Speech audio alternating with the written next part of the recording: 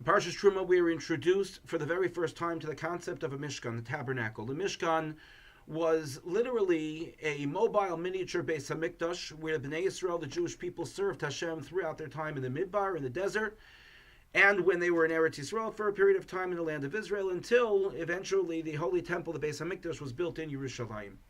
And this Mishkan was a place where Hashem chose for His presence to be present in this world. So a person who walked into the Mishkan felt godliness.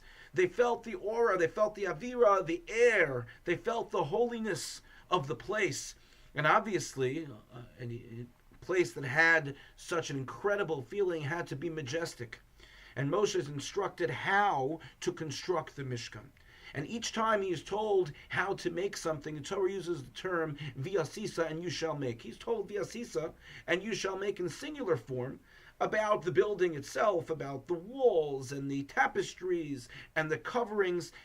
And Moshe is also told viasisa how to construct when it came to the construction of the vessels, the kalim that would be inside of this Mishkan. Now, when it comes to one vessel, the Aron, Moshe is told ve'asu, and you shall make, but in plural form, not in singular form of viasisa. Why the difference when it came to the Aron?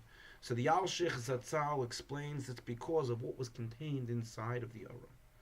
He says inside the Aron, of course, was the luchos, the two tablets, whole, complete tablets, and also the shivrei luchos, the broken pieces of the first set of tablets that Hashem gave to Bnei Yisrael and Moshe, destroyed. So those pieces were taken in place in the Aron. There were other things in the Aron as well, among them a Sefer Torah. The Aron represented the connection between the Jewish people and Torah, specifically. And so the Al-Sheikh says, while the message of the Asisa, singular, is present, when it comes to the Torah, the Asu, plural sense. Why is that the case?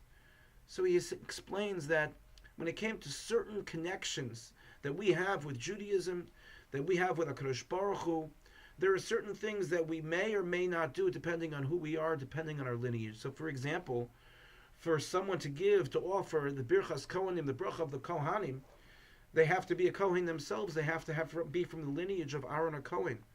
If a person was selected to be the king of the Jewish people, well, that individual had to also have a lineage from the Davidic dynasty, from David HaMelech. It couldn't just be anyone.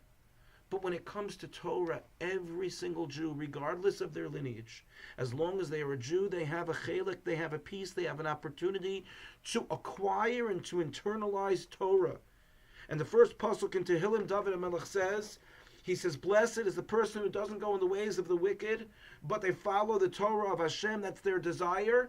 And then he says, Uvisoraso yehegeyo man v'layla, and in Hashem's Torah, that person invests themselves day and night. And Chazal explain, the rabbis teach us, what does it mean, Uvisoraso? That when a person learns Torah, the individual acquires Torah. It becomes part of their DNA.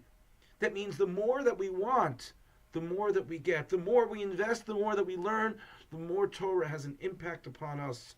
The bigger the Aron, the ark that is within us that holds our Torah, becomes larger and larger the more Torah that we learn. We are living in exceptional times. Many years ago, it was very, very difficult for the average person or the average person to learn Torah. Person had to be a great scholar in order to learn. Nowadays, there are no longer any excuses. With the advent of technology, with some beautiful translations, we are all afforded the opportunity to learn Torah on our own levels. And we have to come up with some other excuses, excuse of time, and perhaps other excuses that we come up with not to learn Torah. HaKadosh Baruch Hu says to us, Bnei Yisrael, the Jewish people, all of you have an opportunity. It's not an exclusive club like the Kehuna. It's not an exclusive club like the Malchus, like the kingship. Torah is owned by all of us.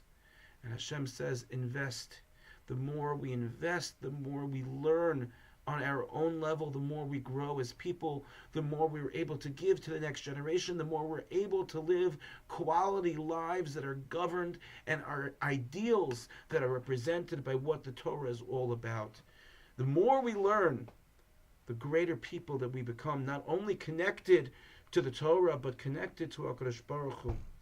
When we have challenges that we face in life, if we learn Torah, we have incredible insights into how to meet those challenges and how to overcome the difficulties that we may face on a daily basis. So may we all be zocheh to acquire as much Torah as we possibly can, to invest ourselves in that acquisition, and merit to have the presence of Hashem among us and the Torah of Hashem within us. Thank you for listening, and have a good Shabbos.